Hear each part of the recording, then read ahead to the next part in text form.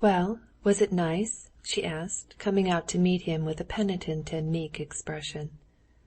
"Just as usual," he answered, seeing at a glance that she was in one of her good moods. He was used by now to these transitions, and he was particularly glad to see it today, as he was in a specially good humor himself. "What do I see? Come, that's good," he said, pointing to the boxes in the passage. "Yes, we must go. I went out for a drive, and it was so fine I longed to be in the country. There's nothing to keep you, is there?" "It's the one thing I desire. I'll be back directly, and we'll talk it over. I want only to change my coat. Order some tea." And he went into his room.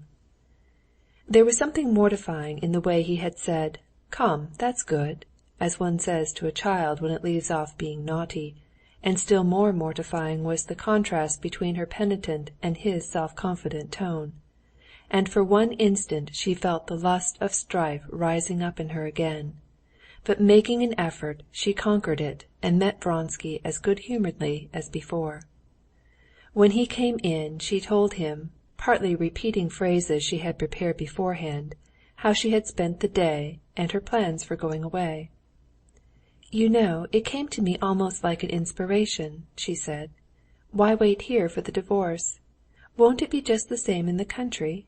I can't wait any longer. I don't want to go on hoping. I don't want to hear anything about the divorce. I have made up my mind it shall not have any more influence on my life. Do you agree?" "Oh, yes," he said, glancing uneasily at her excited face. "What did you do?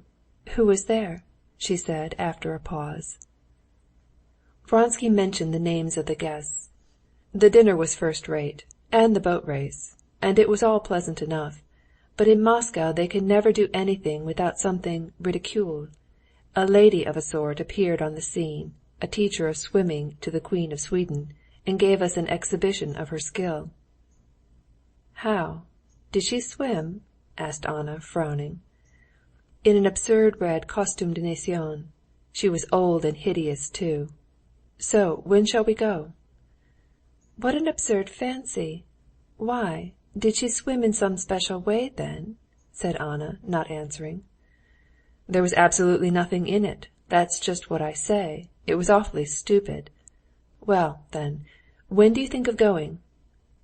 Anna shook her head as though trying to drive away some unpleasant idea. "When? Why, the sooner the better. By tomorrow we shan't be ready. The day after tomorrow." "Yes. Oh, no, wait a minute. The day after tomorrow's Sunday. I have to be at maman's," said Vronsky, embarrassed because as soon as he uttered his mother's name he was aware of her intent, suspicious eyes. His embarrassment confirmed her suspicion. She flushed hotly and drew away from him. It was now not the Queen of Sweden's swimming mistress who filled Anna's imagination, but the young Princess Sorokina. She was staying in a village near Moscow with Countess Vronskaya. "Can't you go tomorrow?" she said. "Well, no. The deeds and the money for the business I'm going there for I can't get by tomorrow," he answered. "If so, we won't go at all." "But why so?" "I shall not go later. Monday or never." "What for?" said Vronsky, as though in amazement. "Why, there's no meaning in it."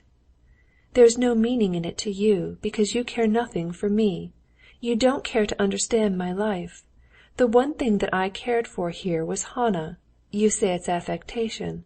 Why, you said yesterday that I don't love my daughter, that I love this English girl, that it's unnatural. I should like to know what life there is for me that could be natural." For an instant she had a clear vision of what she was doing, and was horrified at how she had fallen away from her resolution. But even though she knew it was her own ruin, she could not restrain herself, could not keep herself from proving to him that he was wrong, could not give way to him. "I never said that. I said I did not sympathize with this sudden passion." "How is it, though you boast of your straightforwardness, you don't tell the truth?" "I never boast, and I never tell lies," he said slowly, restraining his rising anger. "It's a great pity if you can't respect Respect was invented to cover the empty place where love should be. And if you don't love me any more, it would be better and more honest to say so." "No, this is becoming unbearable!" cried Vronsky, getting up from his chair and stopping short. Facing her, he said deliberately, "What do you try my patience for?" looking as though he might have said much more, but was restraining himself. "It has limits." "What do you mean by that?" she cried, looking with terror at the undisguised hatred in his whole face, and especially in his cruel, menacing eyes. "I mean to say," he was beginning, but he checked himself. "I must ask what it is you want of me." "What can I want? All I can want is that you should not desert me, as you think of doing," she said, understanding all he had not uttered. "But that I don't want, that's secondary. I want love, and there is none. So then all is over." She turned towards the door. "Stop, stop!" said Vronsky, with no change in the gloomy lines of his brows, though he held her by the hand. "What is it all about? I said that we must put off going for 3 days, and on that you told me I was lying, that I was not an honorable man." "Yes, and I repeat that the man who reproaches me with having sacrificed everything for me," she said, recalling the words of a still earlier quarrel, "that he's worse than a dishonorable man. He's a heartless man." "Oh, there are limits to endurance!" he cried, and hastily let go her hand.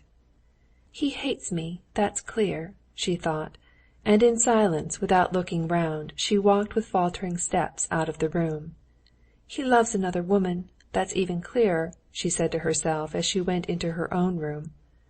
"I want love, and there is none. So, then, all is over." She repeated the words she had said, "and it must be ended." But how? she asked herself, and she sat down in a low chair before the looking-glass. Thoughts of where she would go now, whether to the aunt who had brought her up, to Dolly, or simply alone abroad, and of what he was doing now alone in his study, whether this was the final quarrel, or whether reconciliation were still possible, and of what her old friends at Petersburg would say of her now, and how Alexey Alexandrovitch would look at it, and many other ideas of what would happen now after this rupture, came into her head, but she did not give herself up to them with all her heart. At the bottom of her heart was some obscure idea that alone interested her, but she could not get clear sight of it. Thinking once more of Alexey Alexandrovitch, she recalled the time of her illness after her confinement, and the feeling which never left her at that time. "Why didn't I die?" And the words and the feeling of that time came back to her. And all at once she knew what was in her soul. Yes, it was that idea which alone solved all. "Yes, to die. And the shame and disgrace of Alexey Alexandrovitch and of Seryozha, and my awful shame, it will all be saved by death. To die. And he will feel remorse, will be sorry, will love me. He will suffer on my account." With a trace of a smile of commiseration for herself, she sat down in the armchair, taking off and putting on the rings on her left hand, vividly picturing from different sides his feelings after her death. Approaching footsteps, his footsteps, distracted her attention. As though absorbed in the arrangement of her rings, she did not even turn to him. He went up to her, and taking her by the hand, said softly, "Anna, we'll go the day after tomorrow, if you like. I agree to everything." She did not speak. "What is it?" he urged.